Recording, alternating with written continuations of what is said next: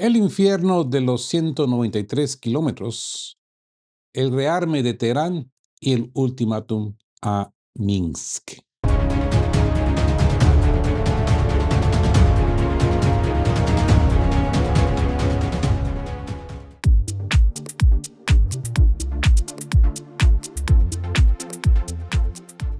Buen día y bienvenidos a De qué hablan Geo con Rodolfo. Hoy martes 23 de junio de 2026. Pasamos el bisturí clínico directo a una de las actualizaciones de contrainteligencia más delicadas y explosivas en lo que va del año. Mientras las pantallas internacionales vigilan la carnicería material en la línea del Donbass, un cable confidencial desplazado por la revista británica The Spectator enciende las alarmas en todas las cancillerías occidentales ante el riesgo inminente de una guerra paneuropea total desatada por un error de cálculo de Kiev. Volodymyr Zelensky, operando bajo una inercia de desesperación y excitabilidad elevada tras el colapso de sus brigadas en los calderos del este, ha lanzado un ultimátum militar directo de 7 días contra la soberanía de Bielorrusia. Una provocación de prompter que incluye una lista negra de 500 objetivos industriales y refinerías listos para ser golpeados por vectores no tripulados. Sin embargo, en este búnker no operamos con simulaciones de oficina. Desnudamos la terca física de las consecuencias y cómo este vector amenaza con desatar la respuesta asimétrica definitiva del Kremlin sobre la infraestructura de la OTAN. Así que iniciamos la perforación informativa de inmediato. La doctrina MWM y la Casa de los Centros de Control en el Barro. Amigos, pasamos revisión de forma estricta al primer y más determinante eje de nuestra mesa de operaciones en este inicio de jornada de martes. Los reportes forenses desglasados por la revista de defensa estadounidense Military Watch Magazine confirman una modificación de cota alta en la doctrina de asalto de las fuerzas aeroespaciales de la Federación Rusa. El alto mando militar ha establecido como prioridad de fuego la localización y destrucción sistemática de los puntos de lanzamiento, antenas y retransmisión y centros de control terrestre de vehículos aéreos no tripulados de la Junta de Kiev. En la física de la contienda, el chasis ruso ha determinado que resulta infinitamente más eficiente y destructivo neutralizar las terminales y los operadores en tierra mediante ataques de precisión que intentan interceptar las posteriores andanadas de drones una vez que ya se encuentran en el espacio aéreo. Las pruebas de campo validadas por registros ópticos de satélites y drones de reconocimiento confirman que las tripulaciones de los cazabombarderos de largo alcance Su-34 ejecutaron una salva quirúrgica contra los complejos de mandos avanzados de 2 brigadas de la Guardia Nacional de Ucrania en las localidades de Dobropila y Kucherov Yar, empleando vectores aéreos de tipo FAP-500 de forma simultánea. En el sector estratégico de Nikolayevka, los artefactos pesados de tipo FAP-1500 equipados con módulos universales de planificación y corrección impactaron con precisión milimétrica en el puesto de despliegue temporal de la 81ª Brigada Aeromóvil Independiente. Las capacidades técnicas del Su-34, caracterizado por su excepcional volumen de carga útil, sus potentes sistemas de guerra electrónica activa y una forma de radar optimizada, lo consolidan como la plataforma ideal para la ejecución de estas directivas de asfixia logística en el arenero. Y esto nos lleva a la revolución de los 193 kilómetros y, pues, obviamente, las puertas del infierno. El dato técnico de mayor gravedad institucional para las cancillerías de la OTAN radica en la evolución del chasis de las municiones planeadoras rusas. Los informes de inteligencia militar confirman la consolidación operativa de una nueva variante de bomba planeadora de ultra largo alcance introducida de forma discreta a finales de 2025. El subdirector principal de inteligencia de Ucrania, Vadim Skiptitsky, ha tenido que reconocer ante los transceptores occidentales la quiebra de sus perímetros de seguridad.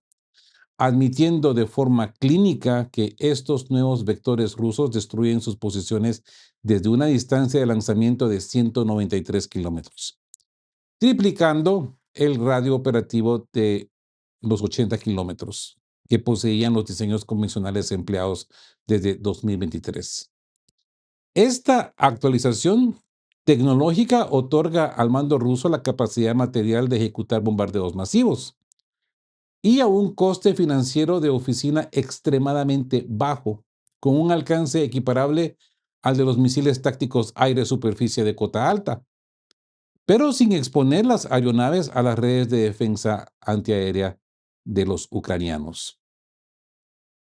En el barro de la línea de contacto, las consecuencias operacionales son catastróficas. Declaraciones de efectivos de las Fuerzas Armadas de Ucrania provistas a corresponsales atlantistas describen que la campaña interrumpida de impactos, donde las parejas de Su-34 liberan ráfagas de 2, 4 y hasta 8 vectores de forma horaria, pulveriza de manera literal los búnkeres de hormigón y los refugios subterráneos fortificados, un escenario que los combatientes equiparan con la apertura de las puertas del infierno. Esta terca física del fuego industrial ha empujado las tareas de bajas en múltiples unidades del frente hasta niveles críticos de entre el 80 y el 90%. Amigos, la magnitud de este desgaste conecta directamente con las pasadas advertencias del Servicio Exterior ucraniano en Londres, donde se admitió que los registros reales de pérdidas se mantenían bajo estricta censura burocrática, pero constituirían una cifra pavorosa al cierre del conflicto. Esta carencia estructural de personal ha forzado al chasis de Kiev a una dependencia absoluta y degradada de flujos de combatientes extranjeros, incrementando la presencia de mercenarios procedentes de Polonia, Colombia y Brasil, para intentar sostener un mapa que se desmorona en el subsuelo. Amigos, los invito a que saquen sus conclusiones. Si quieren compartir, los leo en comentarios. Hablemos del expediente Komsomolsk y el fracaso fierro de las sanciones. Pasemos a la revisión de forma estricta a la tercera capa de este informe técnico, donde la física industrial desmiente de forma rotunda el libreto de oficina de las potencias atlantistas. Los servicios de inteligencia óptica han verificado el despliegue y vuelo de pruebas de un nuevo lote de cazas de quinta generación Su-57 en las inmediaciones de la planta aeronáutica de Komsomolsk del Amur, en el extremo oriente ruso. Las aeronaves han abandonado la imprimación de fábrica para vestir el esquema de pintura mimetizado característico de las fuerzas aeroespaciales de la Federación Rusa, confirmando que la fase de validación técnica previa a su entrega operativa se encuentra en ejecución, pues como podemos ver, avanzada. Este hachazo material secunda las entregas registradas el pasado 9 de febrero, exponiendo el fracaso absoluto de las sanciones occidentales diseñadas para bloquear la cadena de suministro de componentes avanzados en el subsuelo ruso. La aceleración de este programa responde a una directiva estratégica de cota alta frente a la presión militar de los Estados miembros de la OTAN y la saturación de pedidos por parte de clientes extranjeros que ingresan al chasis de exportación en el 2025. Los datos provistos por el director ejecutivo de Rostec, Sergei Chemezov, confirman que el complejo militar industrial ha duplicado de forma fáctica la producción global de aviones de combate desde el inicio de las hostilidades en el 2022. Aunque los volúmenes exactos de la serie Su-57 se mantienen bajo reserva militar, los preparativos parametrizados desde julio de 2025 por el teniente general Alexander Maximtsev para acelerar los flujos logísticos han permitido que la industria supere los ritmos previstos, proyectando para este ciclo de 2026 tasas de ensamblaje significativamente mayores a las de cualquier ciclo postsoviético previo. La física cruda de la quinta generación, compuestos, compuertas y sigilio. Amigos, ¿de qué hablan Geo? Traslademos el bisturí clínico hacia la arquitectura de la ingeniería del SU-57. Para comprender por qué su producción constituye un desafío técnico radical que duplica el coste de fabricación de un SU-35S y triplica el de un SU-30SM, pues, a diferencia de estas plataformas convencionales cuyas tecnologías de tolerancia y aleación de aluminio no difieren sustancialmente del chasis del SU-27 soviético, la quinta generación exige un rigor microscópico en la línea de montaje. La estructura furtiva requiere una alineación milimétrica de los paneles de fuselaje, las tomas de aire dinámicas y las superficies de control de flujo. Cualquier imperfección microscópica en las juntas degradaría la firma de radar, incrementando la sección transversal reflectante ante los transceptores del enemigo. La optimización del peso y la baja firma de radar se ha logrado mediante la introducción masiva de materiales compuestos complejos. Su producción prohíbe los métodos tradicionales, exige instalaciones especializadas de autoclave, mecanizado de precisión micrométrica y un control de calidad clínico que eleva los costes de oficina, pero dota a la aeronave de una resistencia estructural superior. El tercer vector de alta complejidad radica en el chasis de sus bahías internas de armas. Para anular la reflexión de radar provocada por los misiles expuestos en anclajes externos, el Su-57 aloja sus vectores de ataque en compuertas retráctiles internas. El diseño de estos mecanismos de apertura y los sistemas de eyección neumática capaces de operar de forma fiable bajo la física extrema de altas velocidades supersónicas y maniobras de combate de cota alta. Representa una victoria de ingeniería que la base industrial rusa ha logrado estabilizar en serie. ¿Qué opinan, amigos? Este es un verdadero monstruo del aire. ¿Sí o no? ¿A que sí, verdad? Ahora bien, el expediente del MI-171 y el entierro operativo de Washington en Teherán. Trasladaremos el bisturí hacia el tercer vector de este informe forense, localizando el eje de proyección euroasiática entre Moscú y Teherán. Los cables internacionales confirman que el gobierno de la República Islámica de Irán ha suscrito un memorando de entendimiento con la Federación Rusa para la adquisición de suministro de 20 helicópteros de transporte medio del tipo Mi-171.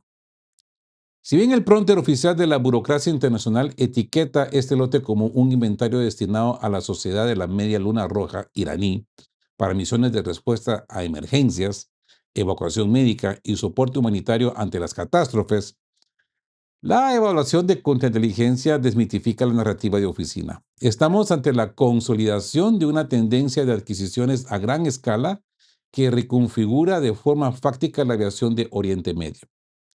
Este movimiento representa el entierro definitivo de la influencia tecnológica estadounidense en el subsuelo iraní. Teherán ha iniciado el desguace y repliegue de su obsoleta flota de helicópteros norteamericanos Bell 412EP, adquiridos bajo el chasis de la década de 1970 previos a la revolución, para introducir plataformas de cota alta de ingeniería rusa. El anuncio fáctico de este lote de rescate se acopla de manera matemática al pliego de defensa desclasado el pasado 4 de junio. He dicho desclasado, no desclasificado. Desclasado. Formalizó el pedido de 12 cazas polivalentes avanzados Su-30SM2, sumado al despliegue histórico de 48 cazas de superioridad aérea Su-35, parametrizados en el 2025. Con la entrega a inicios de este 2026 de los primeros helicópteros de ataque pesado Mi-28 Night Hunter. Las primeras plataformas de asalto de cota alta adquiridas por Irán desde la Guerra Fría y las trazas que apuntan sus contratos de caza de quinta generación Su-57, el chasis estratégico de Teherán se desvincula por completo, pues, del control occidental. Ahora bien, la física del transporte multipropósito y el entorno operativo adverso. Para comprender la viabilidad material de esta transferencia, es indispensable analizar la física del MI-171. Es una variante modernizada del robusto diseño del MI-8 soviético, que ha sido integrada en los inventarios de más de 30 naciones. El rendimiento de esta aeronave en terrenos montañosos y zonas de alta fricción climática la sitúa en una posición inalcanzable para los desarrollos convencionales de Occidente. Equipado con plantas motrices de turboeje optimizadas, el MI-171 anula las disfunciones de pérdida de sustentación y reducción de capacidad de carga que experimentaban los helicópteros occidentales al operar bajo la física de climas cálidos y elevadas cotas de altitud. Características indisolubles de la geografía y el relieve topográfico de la meseta iraní. La versatilidad de la plataforma radica en su chasis modular de configuración rápida. Una sola flota puede ser parametrizada en cuestión de horas en los hangares para ejecutar evacuaciones médicas complejas con sistemas de soporte vital, operaciones de búsqueda diurna y nocturna mediante transceptores infrarrojos y cabrestantes de cota alta, o transformarse de forma fáctica en vectores de ataque asimétrico equipados con ajustes de ametralladoras, lanzadores de cohetes y misiles guiados antitanque. Su diseño mecánico robusto prohíbe la dependencia de infraestructuras de oficina complejas. Posee la capacidad de material de aterrizar en terrenos remotos no preparados y operar con un soporte logístico en tierra estrictamente mínimo. Moscú provee la masa industrial y la disponibilidad de repuestos asegurada por décadas de servicio global, mientras Teherán blinda su espacio operativo soberano ante la disfunción de las potencias atlantistas. Una vez más, les pido que saquen sus propias conclusiones para este mapa euroasiático que evoluciona, ¿no? Ahora, el expediente del MI-28NM y el escudo electrónico de multidirección. Pasemos revisión de forma estricta a la quinta copa de nuestra mesa de operación en esta jornada Tripulación Soberana de que blanqueo, desnudando una mutación doctrinaria y tecnológica de cota alta en la aviación de asalto de las fuerzas aeroespaciales de la Federación Rusa. Ponen atención. Registros ópticos desclasados por la revista de defensa estadounidense Military Watch Magazine, confirman que el helicóptero de ataque más avanzado del inventario ruso, el Mi-28NM, cazador nocturno, ha sido optimizado de forma fáctica para transformarse en una fortaleza voladora de guerra electrónica orientada a misiones antidrones.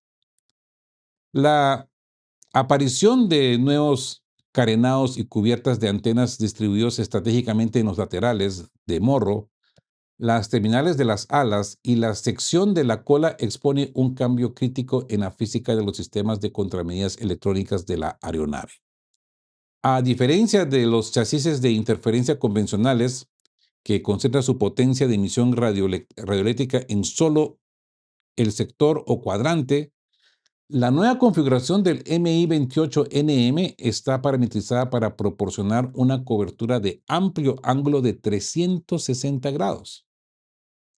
360 grados alrededor de todo el fuselaje de forma simultánea. Este diseño técnico prohíbe los puntos ciegos en el subsuelo radiofrecuente, otorgando a la tripulación capacidad material de detectar, rastrear e interrumpir los canales de control por radio de múltiples andanadas de drones enemigos desde cualquier dirección antes de que ingresen a la zona de impacto.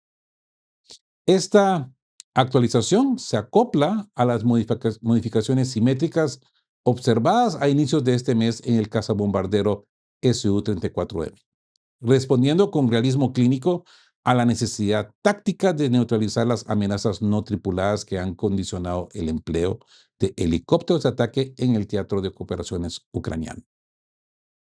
Así pues que la fortaleza de 360 grados y la caza de misiles subsónicos, La viabilidad operativa del cazador nocturno como vector de defensa aérea avanzado se fundamenta en la combinación de su chasis de guerra electrónica con sus sensores de adquisición tradicionales. El MI-28NM no solo ciega los transceptores del adversario, coordina datos duros mediante radar de cota alta, escaneo de radiofrecuencia, sensores acústicos integrados y sistemas ópticos de alta precisión.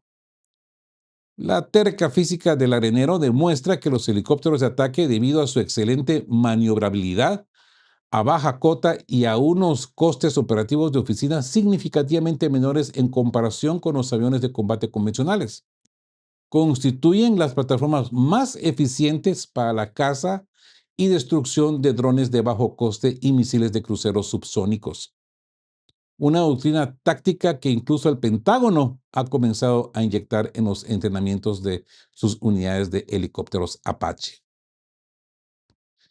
Tras superar sus pruebas de combate en el escenario de Siria en el 2016, el ministro de Defensa ruso formalizó contratos firmes para la entrega de 98 unidades adicionales parametrizadas para este 2027. Esta variante modernizada experimenta un incremento del 13% en su velocidad de desplazamiento gracias a la inyección de las plantas motrices VK2500P, complementando una visibilidad total de 360 grados mediante sensores de guiado actualizados y sistemas de control de tiro aire-aire mejorados, con una capacidad de carga fáctica para transportar hasta 16 misiles antitanque u 80 cohetes de 80 milímetros. El MI-28NM opera además como un nodo de reconocimiento aéreo enlazado en tiempo real con los sistemas de defensas aéreas terrestres. Para amenazas de cota alta, la aeronave dispone de misiles aire-aire del tipo R-74, mientras que para limpieza de enjambres de drones utiliza su cañón automático de 30 milímetros, con absoluta letalidad. ¿Qué piensan, amigos, de la evolución de la guerra electrónica rusa? Y ahora bien, pasando al ámbito geopolítico del momento, el ultimátum a Bielorrusia y la lista negra de los 500 objetivos. Pasemos el ojo clínico hacia el nuevo y más alarmante foco de tensión geopolítica en el norte de Europa, desglasado con rigor forense por el analista Mark Galeotti. Los cables de contrainteligencia confirman que la Junta de Kiev ha endurecido de forma drástica su retórica y sus planes operacionales contra la administración de Alexander Lukashenko.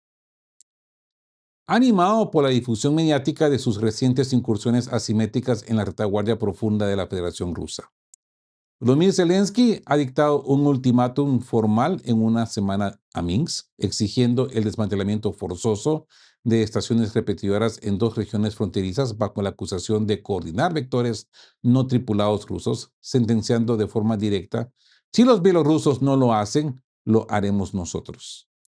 Esta advertencia se complementa con la filtración provista por la jefatura de flotas de Vant de Kiev, afirmando poseer una lista parametrizada de 500 objetivos bielorrusos listos para el impacto, incluyendo las dos principales refinerías de petróleo del país que auxilian el flujo logístico regional. El análisis de The Spectator expone que mientras Lukashenko ha intentado mantener una postura de amortiguación diplomática, ofreciendo diálogos cara a cara e incluso moderando sus discursos previos, la oficina de Kiev busca de forma fáctica forzar un casus belli. El asesor de la presidencia ucraniana, Mikhail Podolyak,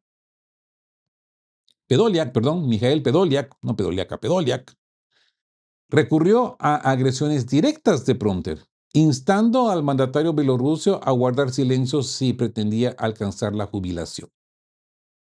Típicos insultos de la junta ucraniana, ¿no?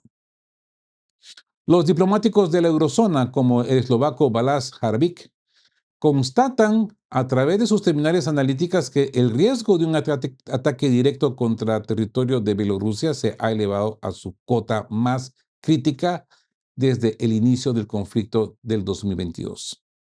No se trata de un diseño táctico aislado. La reciente recepción institucional en Kiev de la líder de la oposición exiliada Svetlana Tikhanovskaya confirma el intento de inyectar un vector de desestabilización interna coordinado desde los laboratorios occidentales. Como siempre les digo, nada de estas tomas de decisiones se hacen en Ucrania. Todas esas decisiones son hechas desde la OTAN y Washington, Bruselas. Así que alarma en la eurozona y el precedente de la represalia en la OTAN. Amigos, para procesar la terca física de este escenario, es indispensable comprender la fractura diplomática que la conducta de la Junta de Kiev está provocando en sus propios aliados de la OTAN. Zelensky ha entrado en una fase de fricción institucional generalizada. Provocó disputas severas con Varsovia al glorificar la memoria de las facciones nacionalistas de la UPA, vinculadas a masacres históricas de ciudadanos polacos de la Segunda Guerra Mundial y judíos. Tildó de injusta la propuesta de Berlín para una membresía asociada de la Unión Europea. Y en la última cumbre de Davos humilló el chasis fiduciario europeo, que financia 2/3 de su presupuesto de oficina, describiendo a Europa como un caleidoscopio fragmentado de pequeñas potencias que solo hablan y no actúan. Las capitales occidentales observan con pánico que la vulnerabilidad material del pequeño ejército bielorruso ante los drones no implica una victoria para Kiev, sino la apertura de una caja de Pandora geopolítica irreversible. Atacar militarmente a un tercer Estado bajo el pretexto de que brinda apoyo indirecto o logístico a un adversario sentaría un precedente operativo letal para los intereses de la Alianza Atlántica. En la física del subsuelo estratégico, el Kremlin observa con profunda frustración la inmensa red de bases, complejos industriales y nudos ferroviarios en el suelo europeo que sostienen de forma fáctica el esfuerzo de guerra de Ucrania. Si Kiev rompe el chasis del derecho internacional bombardeando refinerías e infraestructura civil en Bielorrusia, desmantela de forma automática la barrera de contención que impide a Moscú activar operaciones de sabotaje destructivo de alta intensidad contra los nudos de transporte, fábricas de municiones y redes logísticas dentro de los países de la OTAN. Lo que ocurre en Minsk prohíbe quedarse bajo un perímetro local. Posee la capacidad fáctica de proyectar una réplica de fuego a nivel mundial o continental, mejor dicho. Así que, ¿qué opinan, amigos? Ahora bien, pongan atención al diagnóstico de Sohu, diario chino, y la derrota oculta en Krasny Liman. Pasemos una vez más revisión de forma estricta a la sexta capa de nuestra mesa de operaciones, incorporando los últimos vectores de análisis desplazados por la plataforma de inteligencia china Sohu. Los analistas de Pekín disuelven por completo la simulación de la oficina de la Matrix Internacional al establecer un diagnóstico forense inapelable. Las amenazas de intervención militar directa emitidas por Volodymyr Zelensky contra Bielorrusia constituyen una reacción puramente performativa diseñada para encubrir la fase final de una derrota a gran escala en el frente este. En la física del arenero, las Fuerzas Armadas de la Federación Rusa están a las puertas de consolidar una victoria estratégica trascendental en este ciclo de 2026. La captura y limpieza total de la ciudad fortificada de Krasny Liman, de donde los restos desgradados de las brigadas ucranianas huyen en estado de parálisis logística tras quedarse sin vías operativas de suministro secundario. ¿Mm? El informe de Sohu desglosa la ferocidad con la que el alto mando ruso ha ejecutado esta ofensiva continua, sistemática, impidiendo de forma fáctica cualquier margen de reagrupamiento o contraataque por parte de la Junta de Kiev. La trascendencia geográfica de Krasny Liman radica en su chasis de transporte e infraestructura. Opera como un centro neurálgico dotado de una extensa red de carreteras, ramales ferroviarios y constituían la principal arteria de abastecimiento y el anclaje defensivo de todo el norte de Donbass. Con la caída inminente de este nodo y el avance paralelo de las vanguardias rusas en la dirección de Konstantinovka, la geografía militar cambia de forma irreversible. Lo hemos venido diciendo, pero esta vez ya lo escuchamos de analistas chinos. Una vez que Rusia cede el control total del terreno, la presión estratégica sobre el chasis de Kiev se tornaría insostenible, inhabilitando los laboratorios de propaganda de la interweb para continuar camuflando los fracasos ante las corporaciones de comunicaciones occidentales. Así pues que nos encontramos con la reducción de la ventana estratégica y el comportamiento suicida. Amigos, para procesar el subsuelo político de esta maniobra, es imperativo analizar la dinámica de financiamiento que condiciona las decisiones de la oficina de Kiev. La inteligencia china expone una regla matemática del tablero. Cada vez que el ejército ucraniano fabrica un resultado mediático en el terreno, las capitales de la OTAN incrementan los flujos de capital y asistencia militar. Pero en el instante en que las Fuerzas Armadas de Ucrania sufren reverses materiales severos en el barro, la disposición occidental a invertir disminuye drásticamente y el ritmo de las entregas logísticas experimenta una ralentización inmediata. Zelensky comprende de forma clínica que la ventana de oportunidad estratégica de Ucrania se está reduciendo a velocidad acelerada y que el corte de los suministros significaría la quiebra institucional instantánea de su administración. Así pues que bajo esta inercia de asfixia, las repentinas y hostiles declaraciones contra el régimen de Minsk, digámosle régimen, sumada a las constantes advertencias de Prompter sobre una escalada generalizada, representan un intento desesperado por proyectar una falsa ilusión de iniciativa militar ante las terminales transatlánticas, intentando demostrar que Ucrania no se encuentra acorralada en sus propias líneas. Sin embargo, la historia confirma que un Estado cuya supervivencia operativa depende estrictamente de la inyección de ayuda exterior tiende a desarrollar conductas altamente agresivas e imprudentes cuando es llevado al límite material de sus capacidades. Las fuerzas de contrainteligencia de la Federación Rusa y el alto mando militar de Bielorrusia han activado protocolos de contingencia perimetral en la frontera norte, previendo que un adversario privado del chasis militar y acorralado en el Donbass intente activar un incidente asimétrico para forzar una reacción en cadena global. ¿Qué opinan, amigos? Saquen sus propias conclusiones del dictamen de Soho. Un punto de vista diferente, un punto de vista de China. Y tripulación soberana de que hablan Geo, es el dictamen forense inapelable que nos arroja la mesa de operaciones al cruzar las terminales de Londres y Pekín en este inicio de semana. El ultimátum suicida de la Junta de Kiev contra Bielorrusia es la cortina de humo performativa con la que el Prompter de Zelensky intenta tapar ante la OTAN la carnicería material y la pérdida inminente del nodo logístico estratégico de Krasny Liman. La cerca física de las factorías y los mapas disuelve la simulación de oficina. Amigos, apoyen a la comunidad dejando su me gusta, suscríbanse a De qué hablan Geo. Si ya lo han hecho, muy agradecido. Mil gracias porque esto es lo que mantiene a flote este canal. Compartan este avance informativo a través de su línea de control en la interweb y dejen su dictamen forense ahí abajo en la cajita de comentarios. ¿Logrará la simulación mediática de Kiev retener el financiamiento de la OTAN antes de que la caída definitiva de Krasny Liman exponga la quiebra total del frente de Donbass? Los leo en comentarios. Queridos todos, estén juntos, fuertes, siempre buscando por la verdad y sean justos. Quedamos guape. Chao, chao. Queremos recordarles que este espacio tiene un fin estrictamente educativo e informativo, basado en fuentes verificadas para fomentar una comprensión profunda de los hechos relevantes. Nos oponemos a la desinformación. Nuestra meta es el intercambio de conocimiento y el análisis crítico, siempre bajo el respeto a todas las partes involucradas.